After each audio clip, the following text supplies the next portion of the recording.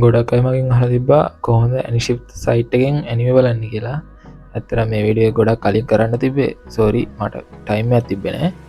ඉස්සෙල්ලාම browser එකේ Anyship කියලා search කරලා site එකට යන්න. මෙහෙම තමයි site එක තියෙන්නේ. ඉස්සෙල්ලාම site එකට login වෙන්න ඕනේ. මේ විදිහට login page එක open වුණාම ඔයා account එකක් නැත්තම් sign up වෙන්න තියෙනවා නම් login වෙන්න. මගේ දැනටමත් account එකක් තියෙන නිසා මම ඒකෙන් login වෙනවා.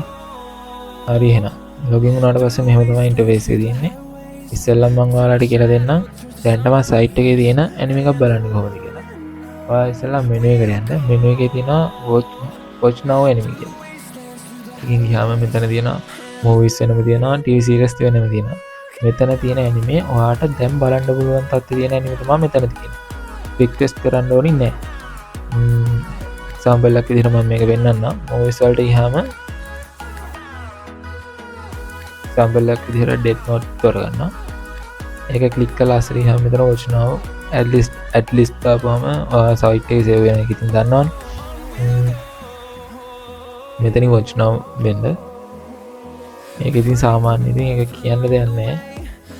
මෙතනින් මේ කියන්නේ මේ අපේ play එකේ ප්‍රශ්නයක් නෙමෙයි. ඒක ඇත්තටම play එකේ security එක. mouse එක lock වෙනවා. ඔයාලා game ගහද්දි lock වෙන්නේ අන්න ඒ වගේ. එතකොට keyboard එකේ ESC key එක ඔබලා ඒක අයින් කරගන්න කියලා කියන්නේ. මම මේක don't save දාලා දානවා. මෙන්න මේක තමයි බලන්න තියෙන්නේ.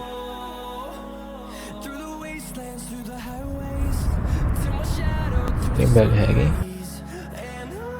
මෙතනින් සබ් එක මාරු කරගන්න පුළුවන්. ඊළඟට මෙතන ඔඩියෝ සාමාන්‍ය ඔරිජිනල් එක දාන්නේ වෙලාවකට ඉංග්‍රීසි එක වැටෙන්න පුළුවන්.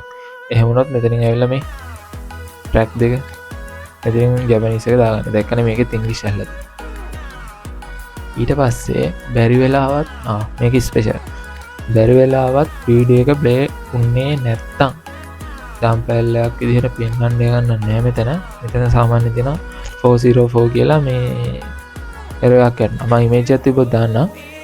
අන්න ඒක තිබ්බොත් ඔයා කරන්න ඕනේ මෙතනට ඇවිල්ලා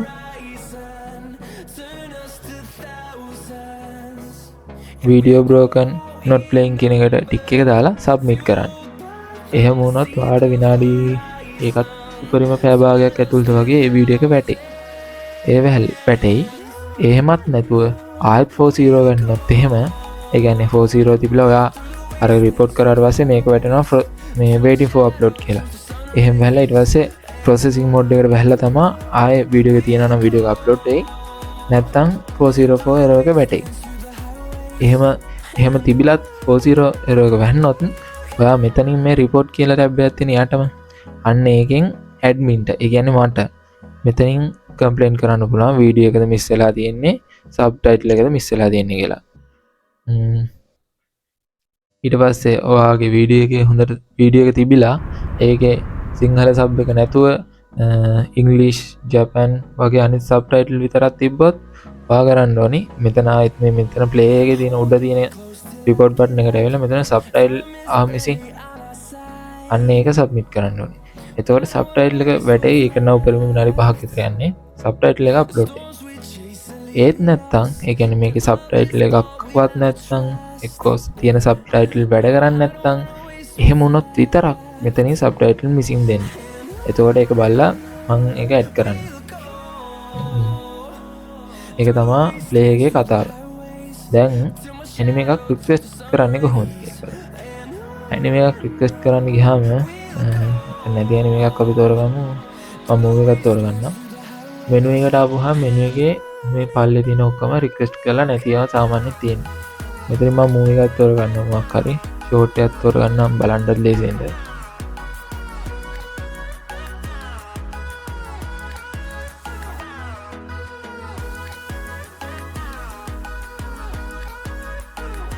මම මේක තෝරගන්නවා.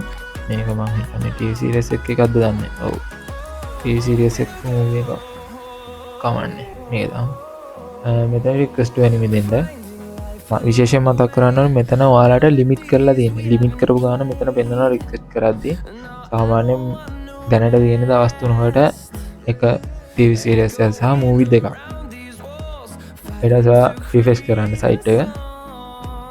රිෆ්‍රෙෂ් කරාම මෙතන watch now වෙනවා. watch now ගියාම මෙන්න මෙතන video processing. දැන් අර මං කලින් කිව්ව මේ waiting for upload mode එක අයින් වෙලා මෙතන video processing වැහලා තියෙනවා. දැන් මෙතන video processing වෙන්න කියන්නේ වීඩියෝ එක අප්ලෝඩ් වෙනවා. ඒ කියන්නේ මං කිව්වේ අර ටයිම් එක පැය භාගයක් හෝ පැය දෙකක් අතර වැටෙනවා කියලා. සාමාන්‍ය මූවි එක ගන්නවා මුලින්ම විනාඩි 2ක් ඇද්දි වැටෙනවා. අර TV series එක එපිසෝඩ් ගොඩක් තියෙන නිසා තමයි වෙලා යන්නේ. එහෙම අප්ලෝඩ් වෙනවා. මේකෙත් අර කලින් කිව්වා වගේ issues තිබ්බොත් එහෙම මෙතනින් report කරන්න පුළුවන්. ඒ කරන්න බැරි ප්‍රශ්නයක් තිබ්බත් මෙතනින් ඇඩ්මින්ට දැනුම් දෙන්න පුළුවන්. මෙතනින් මගේ ගෲප් වලට ජොයින් වෙන්න පුළුවන්. Telegram FB channel එකට WhatsApp contact එකට TikTok channel එකට join වෙන්න පුළුවන්.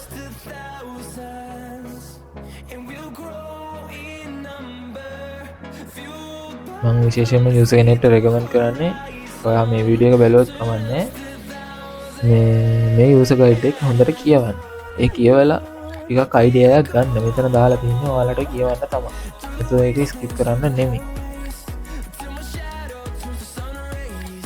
මේ කියලා තේරුම් නැති මොකක් හරි ප්‍රශ්නයක් තියෙනවා නම් ඒක ඔයාලට site එක use කරද්දී මොකක් හරි අවුලක් ආවොත් එහෙම ආවොත් කරුණාකරලා මට දැනුම් දෙන්න.